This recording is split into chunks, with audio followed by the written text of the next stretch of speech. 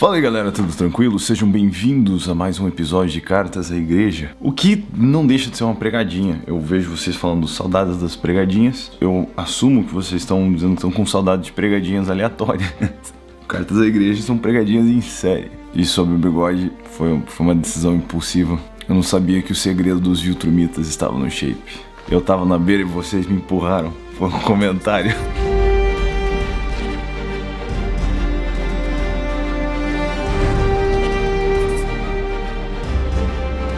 Enfim, dito isso, vamos a 1 Pedro, capítulo 3. Os deveres das mulheres e dos maridos cristãos. Mulheres, do mesmo modo, cada uma de vós seja submissa ao marido, para que também, se alguns deles não obedecem à palavra, sejam ganhos sem palavra alguma pela conduta de sua mulher, a observar vossa conduta pura em temor. O que vos torna belas não deve ser um enfeite exterior, como as tranças dos cabelos, as joias de ouro ou o luxo dos vestidos, mas sim o íntimo do coração, com um espírito gentil e tranquilo, que não perece e tem muito valor diante de Deus. Pois no passado, as santas mulheres que esperavam em Deus também se enfeitavam assim e estavam submissas ao marido. Era dessa forma que Sara obedecia a Abraão, chamando-lhe de Senhor.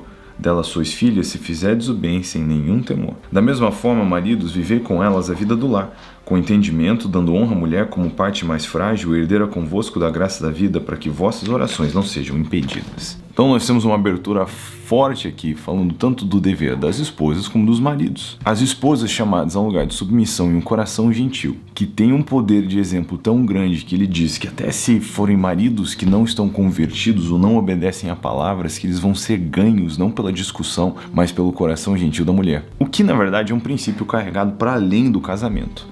Quando nós temos parentes, amigos que ainda não estão no Senhor, a melhor maneira de comunicar o Evangelho é através do exemplo. A melhor maneira de comunicar o que acreditamos é através da nossa sinceridade, nossa sincera obediência ao que acreditamos, o que vai envolver uma conduta amorosa, altruísta e, por consequência, exemplar. Ah, mas é difícil, dificílimo, mas é o convite que nós temos da parte de Deus a ser nós mesmos exemplos.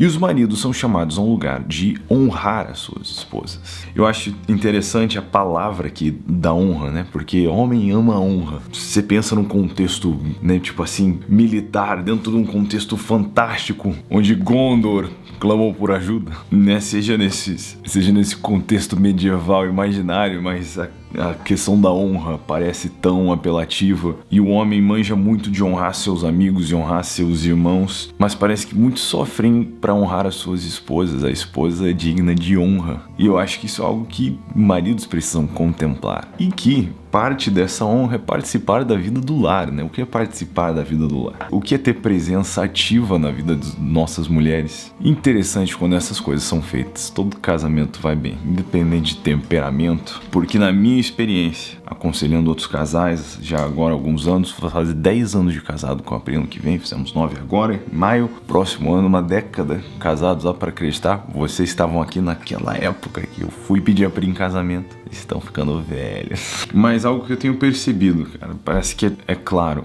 que o que os homens mais querem no relacionamento é se sentirem respeitados, e o que as mulheres mais querem é se sentirem notadas, vistas, amadas. E parece que isso, assim, de maneira geral, obviamente tem casos específicos, mas de maneira geral esse tende a ser o caso. E é interessante que essa instrução nos leva justamente a um tipo de casamento onde o marido pode se sentir respeitado, honrado, e a mulher pode se sentir vista e amada. Se cada casamento é um caso, mas, de uma certa forma, isso parece funcionar. No versículo 8, a coisa transiciona para o amor fraternal e a paciência na aflição.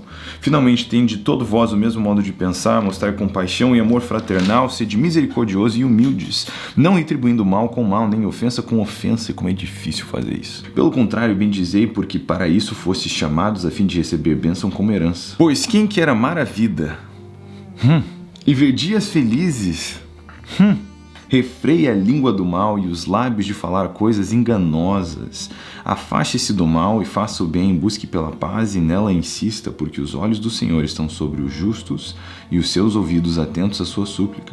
Mas o rosto do Senhor está contra os que praticam o mal. Cara, essa questão de não pagar o mal com o mal é uma parada difícil, né? Tipo, quando você se sente injustiçado, você quer se defender ou você quer retribuir. Nós somos chamados a uma atitude diferente. E quem se beneficia de refrear a língua sou eu mesmo. Alguns membros da minha família recentemente passaram por uma série de mentiras sendo espalhadas sobre eles, no contexto relacional, e eu fui conversar dizendo, mas o que tá rolando? E aí eles exporam pontos A, B e C que expunham completamente a pessoa que estava mentindo sobre eles. Eu falei, ótimo, por que vocês não trazem isso à tona?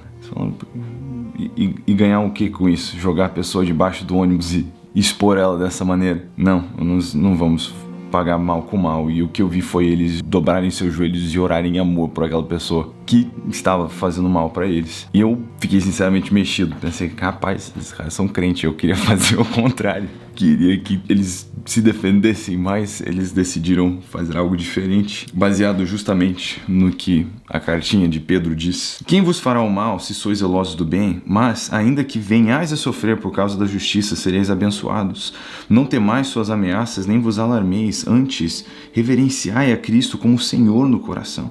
Estais sempre preparados para responder a todo que vos pedir a razão da esperança que há em vós, mas fazei isso com mansidão e temor, tendo boa consciência, para que os que caluniam o vosso bom procedimento em Cristo fiquem envergonhados naquilo que falam mal de vós. Porque se a vontade de Deus assim o decretar, é melhor que sofrais fazendo bem do que o mal. Nós temos aqui um chamado a todo cristão a estar pronto para responder a qualquer um que indagar a respeito da nossa esperança em Cristo Jesus. O que desmistifica completamente a noção, né, e desmente a noção de que só algumas pessoas têm que ter um preparo de se aprofundar na palavra. Algumas pessoas precisam se preparar para o ensino porque são mestres e devem ensinar, mas devem ensinar o povo santo a ensinar também, porque todo mundo tem que estar pronto para responder a qualquer um que indagar a respeito da nossa esperança em Cristo Jesus. Então, o básico, nós precisamos estar prontos para explicar em relação à fé cristã quando nos perguntam. Só que também tem uma maneira como nós fazemos isso, que é de igual importância ao que se diz, né, ou como se diz aqui, porque a maneira como nós fazemos isso é com mansidão e temor. Mansidão e temor. Fazemos isso de maneira cordial, respeitosa e temor ao Senhor, bom respeito ao próximo, para que possamos fazer isso não só a coisa certa, mas do jeito certo também. Porque também Cristo morreu uma única vez pelos pecados, o justo pelos injustos, para nos levar a Deus, morto na carne, mas vivificado pelo Espírito, no qual também foi e pregou os espíritos em prisão, metal, os quais no outro tempo foram rebeldes, quando a paciência de Deus esperava, enquanto a arca era construída nos dias de Noé, poucas pessoas, isso é, 8 salvaram-se nela por meio da água, que prefigurando o batismo agora também vos salva, o qual não é a remoção da impureza da carne, mas a promessa de uma boa consciência para com Deus, pela ressurreição de Jesus Cristo, o qual, tendo subido ao céu, está à direita de Deus, e a ele sujeitaram-se os anjos, as autoridades e os poderes. Então, a nossa carne não é restaurada de imediato. Ao invés disso, nós recebemos um novo modo de pensar. A ressurreição de Jesus nos permite um novo modo de viver e, obviamente, ao concluir dessa era, nossos corpos serão restaurados como nosso interior já foi. Não teremos apenas um novo modo de pensar, como agora o encontramos em Cristo, teremos também um novo modo de ser. O que é a nossa grande esperança. Por isso nos alegramos tanto com a ressurreição dos mortos e o desfecho escatológico disso tudo. É de saber que um dia vai chegar que eu não vou precisar mais batalhar contra a minha própria maldade. Vou poder viver em paz. Mas a conversa de hoje fica por aqui. Nós temos mais 2 capítulos apenas em 1 Pedro. Vamos conversar um pouco mais sobre eles. Semana que vem continuamos no capítulo 4, que eu acho muito interessante, por isso quero que a gente tenha o tempo para pensar nesse episódio sozinho, nesse capítulo sozinho. Mas já que tocamos no assunto, só para concluir de maneira legal, o que significa, né, pregar aos espíritos em prisão? Isso aqui é uma doutrina antiga na igreja chamada The Harrowing of Hell, o garimpo do submundo, é de que Jesus, né, o que quer dizer que ele subiu às mais altas regiões, senão que descendeu às mais profundas profundezas é um pleonasmo redundante. Pleonasmo redundante é um pleonasmo. Mas, obviamente, como em quase